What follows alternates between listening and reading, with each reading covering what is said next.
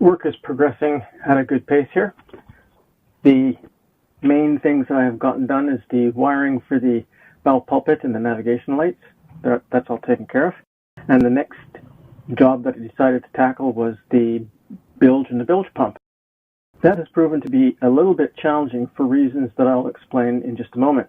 But first I want to show you what I've done with the bilge. That is my bilge. You may recall that previously to this episode, the bilge was basically a black hole, and you really couldn't see whether there was water in it or not, because it looked like the black hole of Calcutta. It had its own gravitational field, and light itself got sucked into it. So I decided to paint it. One of the things I did after I got the new hose pulled through was to paint the bilge, because I wanted it to look nice. So I've got one coat of paint on there. There's a little bit of water in there because it rained the other day. Some of the water leaked in through the bulwark where I cut a hole to access the through hull for the bilge hose. So that's looking pretty good. The challenges that I faced installing the new bilge hose were actually on both ends. The first challenge that I needed to address was to get access to the through hull for the outflow of the bilge. That through hull is actually above the waterline on just below the bulwark. Let me show you. So this through hull right here is the outflow from my bilge. To access the thing, it's almost impossible. The fuel tank for the engine sits right here below the cabin side, and to get to the through hull, you can access it through the engine hatch in the cockpit, which is also next to impossible because you have to go up in front of the fuel tank about 18 inches, across over to the bulwark, which is about 30 inches, and then you can work on the through hull fitting. Of course, that's impossible. They don't have arms long enough, and they don't have multiple joints so they can go up over a fuel tank with. So I thought, well, I could just run a new through hull, put a new through hull where I can access it, run the hose to that, or I can do a little bit of surgery and utilize the old one. So I opted for the latter. I decided to use what's there rather than rerouting and installing new hardware. But in order to get to the through hull, I had to cut a hole in the bulwark. Let me show you. There's the hole in the bulwark right there. I used a hole saw and then a drill, and then I used my Sawzall and cut out the hole.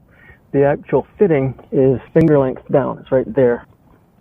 So you can see there's very little room to get a tool in there.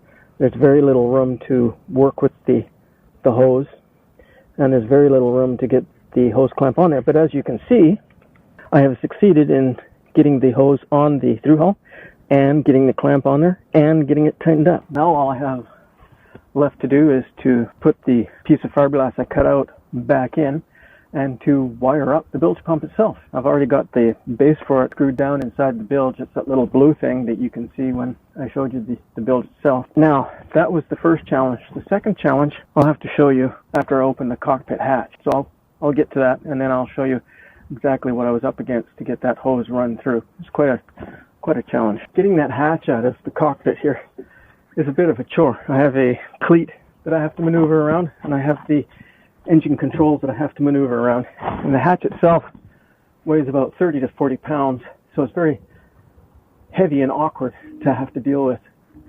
I don't like putting it in and out. It's problematic. I need a better solution than that. But it's out, so now I can show you the issues that I had getting the bilge hose routed, plumbed. Welcome to my engine room. It's a little cramped and awkward in here. And one has to be very careful when maneuvering that you don't step on wires or cables that are kind of critical to the running of the boat. But here's the bilge hose.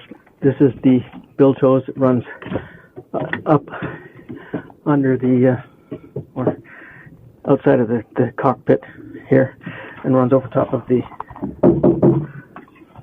fuel tank, and then it runs down past the engine, and this is where it kind of gets nasty. This is actually not the hull, the outside hull of the boat. This is the engine pan, which has been installed to keep things tidy and clean in the engine room. And this hole here is where the old bilge hose came out of. And the reason why it has to go down through that is it has to get past the engine pan, basically. And then it's maybe 2 feet forward to get past the bulkhead and down into the bilge. Now, that doesn't look like much, does it? But it really was difficult. Getting the hose up over the fuel tank, I had to actually thread it down rather than push it up to get it in place where I needed it to be over the fuel tank. And then pushing the hose down through that hole. When I took the old one out, I tried to pull it from the bilge and it would not budge at all. And when I pulled it from this side, it was tough. I used 2 hands, braced myself against the engine block here, and had a real good heave-o and pulled it out. And once I pulled it out, I realized, uh-oh, I got to put the new one back in, and that's going to be tight because the old hose was a 1-inch inside diameter. The new one is 1 1/8. So if the old hose was difficult to get around the engine pan and through that hole, the new one is just going to be that much more difficult. And true to form, it was.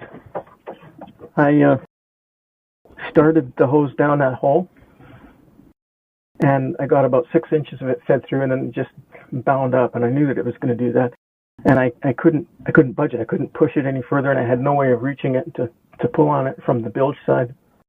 So I thought about it for a minute, and I came up with a solution. What I did was I used my knot app that I have on my iPad, Grog's Knots, and I found a constrictor knot. So if you pull on the line, it tightens up on whatever you've tied it to. It's meant for hauling spars up a mast.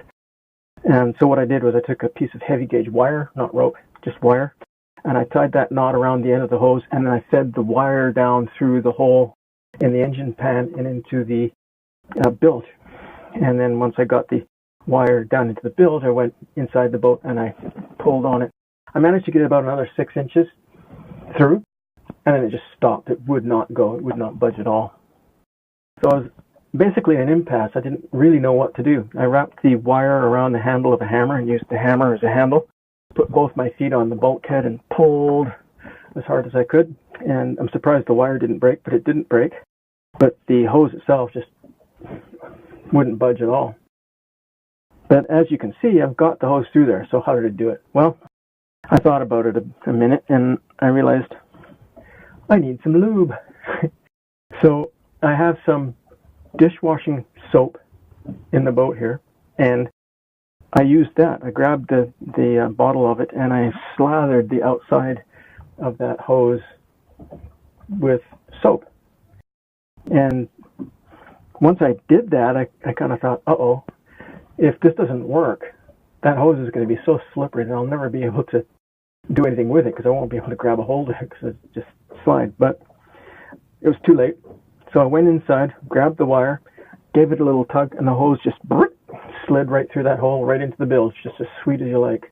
So the combination of a constrictor knot and wire and slathering the hose with dishwashing soap did the job. So the hose is now threaded through where it needs to be threaded through to, and I can proceed with finishing painting up the bilge and hooking up the bilge pump.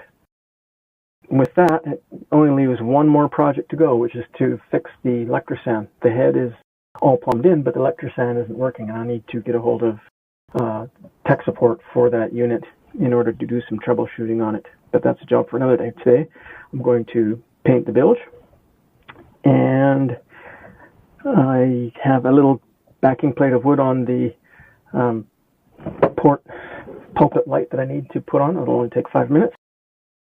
And then I'm going to go home and edit this video. So, in the meantime, fair winds, following seas.